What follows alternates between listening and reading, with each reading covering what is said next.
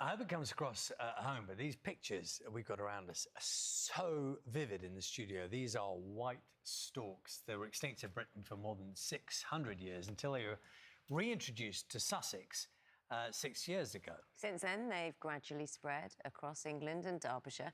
Wildlife Trust and the England Derbyshire Wildlife Trust has just welcomed 3 of the birds to a purpose-built enclosure with the hope of encouraging more breeding. Our reporter Steve Beach has been watching them arrive. There are some who say it's storks who deliver babies, but today it was a van delivering the storks to this special enclosure at Willington Wetlands near Derby. You OK? Come on, let's go. Let's go. Journey over and time to release the 3 storks into their new home. And while the first stork was keen to investigate its new surroundings, the second took a little more coaxing. Come on then. Okay, so she's coming. Just let her walk out. But there was no hesitancy for the final of the trio being released. Yay! It didn't take long for the storks, believed to be a male and 2 females, to find the specially created pond. And in no time at all, they felt able to really stretch their wings in their new home and even take a dip. The birds that we can see here are chicks from this year.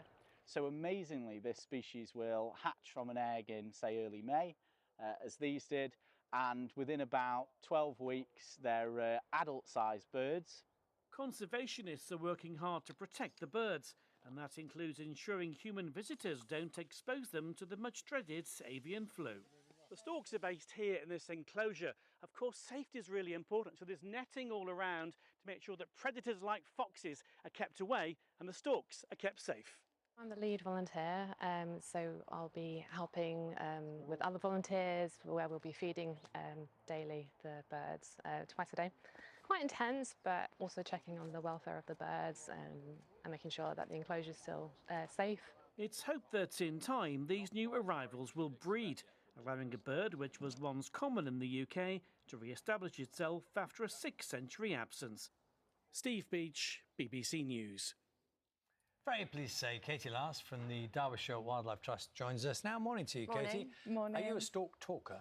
A stork talker, I am. I am a stork ambassador. I love these birds. They're very iconic and they're wonderful to work with. So this is a project, but this is a passion, isn't it? You were explaining a moment ago, you have quite a close relationship to storks because they like humans. They like to be in proximity. Is that right? Yeah, storks have a wonderful cultural heritage with people.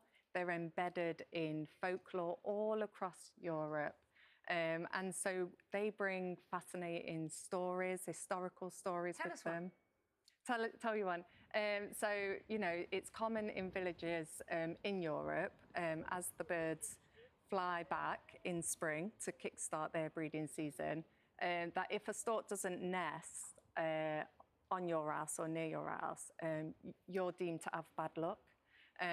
So you could easily get shunned by the rest of the villagers because a stork hasn't nested on your building. Because they're such people lovers. They just love people, so you've got to be a really bad person if a stork doesn't like you. Exactly. And storks themselves are associated very commonly with babies, new life. Where's that come from? That, again, is because on their migratory routes, they arrive in places like England and Europe around springtime, and that's when life is just starting to boom again after our heavy winters. So, you know, we're getting new flowers, we're starting to hear the birds sing again, and yeah, so they're associated with life coming back. And also they carry babies around in slings underneath their flying when they're flying around, don't they? That's the other thing. That's it, yeah, and that is associated with the life and spring coming to life again.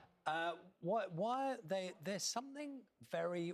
how do you describe them? I mean, there's something kind of regal about them. Is that be right when you see them? I call them an iconic bird.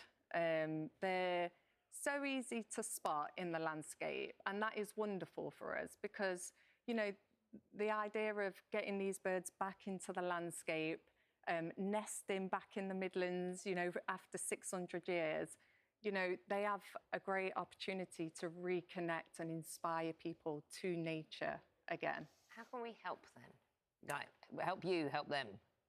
What we need is to focus on creating that sort of larger landscape nature recovery.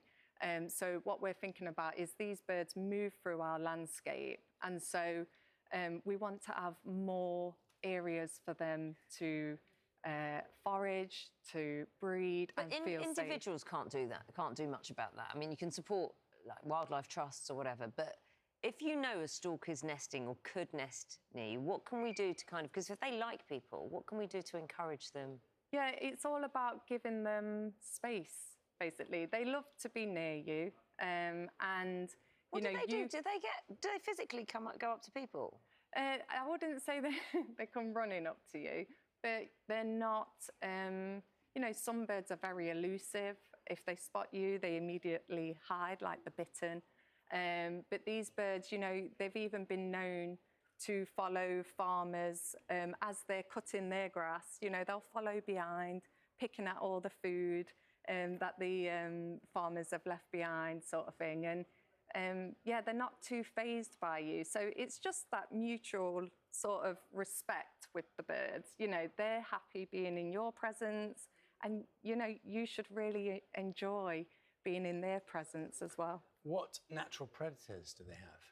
So for us, you know, we have, so where they're hosted at Willington Wetlands, we have the risk of like foxes and mink. You know, they can easily take eggs and stuff like that. When they're kind of adult size, they're quite robust. They can protect themselves quite well. Because that is a formidable beak. Yeah, yeah.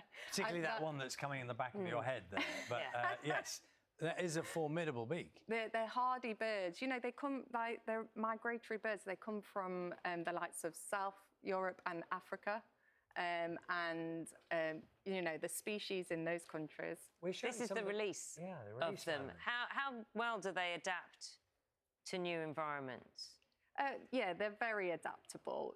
These guys are opportunistic birds anyway, so, you know, having prime wetland habitat like what we've got at Willington makes adapting to the site really, really easy. How big do they get?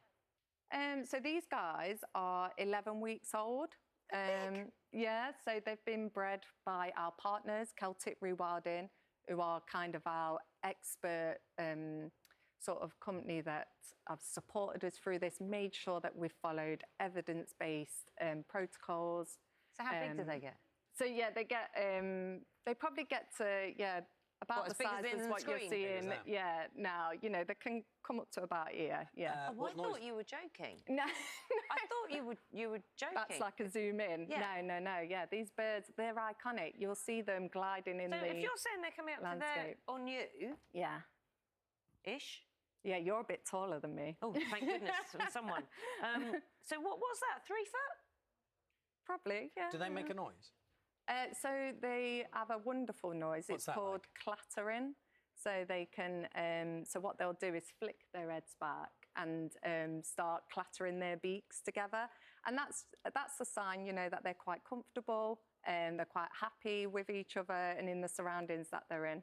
Really interesting hearing about it, Katie. Thank you very much. No, thank you for having me. It's been I've learned loads about storks. I love it. Yeah. Thank you. Katie Lars, Project Lead at Derbyshire Wildlife Trust. Thank you. We've got the headlines coming up in just a moment.